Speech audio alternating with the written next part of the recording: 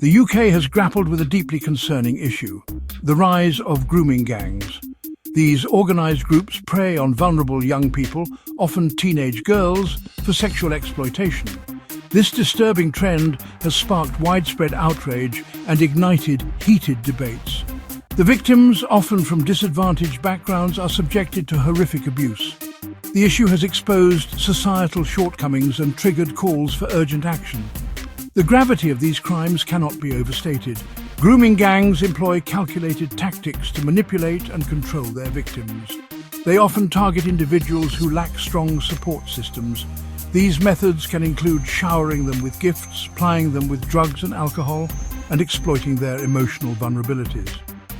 The perpetrators use threats, violence, and intimidation to maintain control. The impact on the victims is devastating. They often suffer from severe psychological trauma, including post-traumatic stress disorder, anxiety, and depression. Their ability to form healthy relationships is often compromised, and they may struggle with substance abuse and self-harm. The long-term consequences can be debilitating, affecting their education, employment prospects, and overall well-being. The emergence of grooming gangs has raised serious questions about the effectiveness of safeguarding measures and the adequacy of support systems for vulnerable young people. It has also highlighted the need for greater awareness and understanding of the issue, as well as the importance of early intervention and prevention strategies. A particularly sensitive and controversial aspect of the grooming gang phenomenon in the UK has been the overrepresentation of British-Pakistani men among the perpetrators. This fact has sparked complex and often uncomfortable conversations about race, religion, and cultural identity. It is crucial to approach this issue with nuance, avoiding harmful generalizations while acknowledging the uncomfortable truths that have come to light.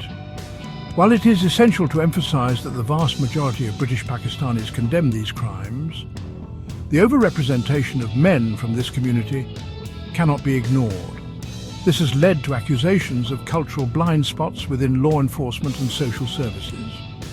Some argue that a reluctance to address the issue for fear of appearing racist allowed these gangs to operate with impunity for years. This situation has also fueled a rise in Islamophobia and anti-immigrant sentiment. Far-right groups have seized upon these cases to promote their divisive agendas, further marginalizing the Muslim community. This highlights the dangers of simplifying a complex issue and the need to address the root causes of extremism and prejudice. The over-representation of British Pakistani men in these crimes has created a climate of fear and mistrust. It has also led to tensions within and between communities. Open and honest dialogue is crucial to address these tensions and find solutions. This requires acknowledging the problem, understanding the underlying factors, and working together to prevent future tragedies. The issue of grooming gangs in the UK gained international attention when tech entrepreneur Elon Musk weighed in on the controversy on Twitter. Musk criticised the UK government's handling of the issue, accusing them of inaction and complicity. His tweets ignited a firestorm of debate and polarised public opinion. Musk's intervention drew attention but had mixed reactions. Some lauded his willingness to speak out. They argue his influence forced authorities to act. Others criticised Musk's approach, accusing him of exploiting the issue. They argue his rhetoric fueled Islamophobia and racial tensions. Critics say his tweets have done little to contribute to solutions. Musk's involvement has amplified the issue, but added complexity. His tweets highlight the power and perils of social media. They underscore the responsibility of using a large platform. Section 4. Accusations of biased prosecution and government inaction.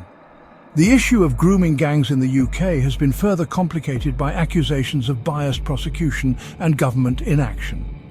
Critics argue that authorities have been slow to react to these crimes, particularly when the perpetrators are from minority ethnic backgrounds. This perceived reluctance to act has fueled accusations of a cover-up and a systemic failure to protect vulnerable children. Some argue that political correctness and a fear of being labelled racist have prevented authorities from adequately addressing the issue. This has led to accusations of a double standard, with some claiming that similar crimes committed by white men would have been dealt with more swiftly and decisively. The perception of inaction and a lack of accountability has eroded public trust in law enforcement and the government. It has also fueled anger and resentment, particularly among the families of victims who feel that justice has not been served.